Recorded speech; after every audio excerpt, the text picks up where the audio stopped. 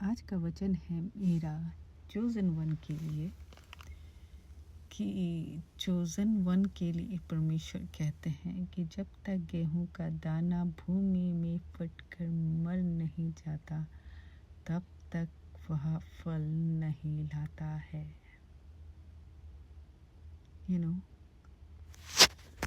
तो जो chosen one है उनकी लाइफ में बहुत सी चीज़ें चलती रहती हैं, राइट।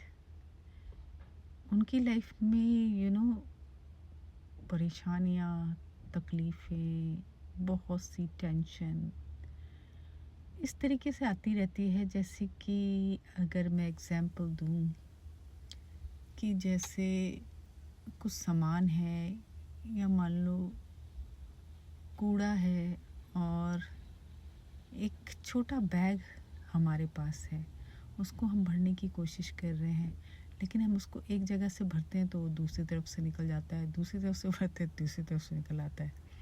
उस ही तरीके से जो परमेश्वर के चोज़न वन है उनके लाइफ में ये सब चलता रहता है।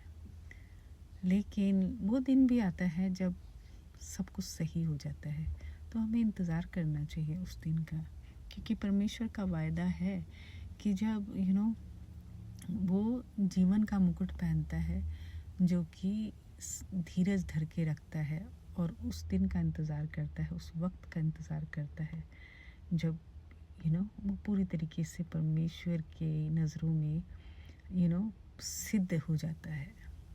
और उस दिन वो सारी चीज़ें हट जाती हैं। जो ये प्रोसीजर होता है हमारा तकलीफ़ों का, परेशानियों का और बहुत सी चीज़ों का जो ट्रायल होते हैं, ये सब क्या होते हैं? ये सब होते हैं वो परमेश्वर हमें तैयार करता रहता है उन चीज़ों से, ताकि हम मजबूत हो जाएं। लेकिन वो जो प्रोसीजर का टाइम होता है ना, जब प्रोसेसिंग होती है तो वो थोड़ा सा हार्ड होता है, इंसान कंफ्यूज भी होता है, लेकिन एक ना एक परमेश्वर का ढाढ़स उसको बांध करके रखता है कि नहीं, आगे क्या है, जीवन का मुकुट है, अनंत जीवन है। और वो फिर सारी चीज़ों को, जो चैलेंजेस हैं उनको एक्सेप्ट करता रहता है और उस चीज़ के लिए रेडी होता है जिस चीज़ के लिए परमेश्वर ने इसको तैयार किया है। परमेश्वर कोई छोटी मोटी चीज़ के लिए तैयार नहीं करता है। परमेश्वर के बड़े बड़े कार्य उसके माध्यम से होने वाले हैं, तो इसलिए परमेश्वर उसको क्या करता है, तैयार करता है ताकि वह सिद्ध बने। और यही सिद्ध होने के लिए वो सबके लिए कहता है कि तुम्हें सिद्ध होना है।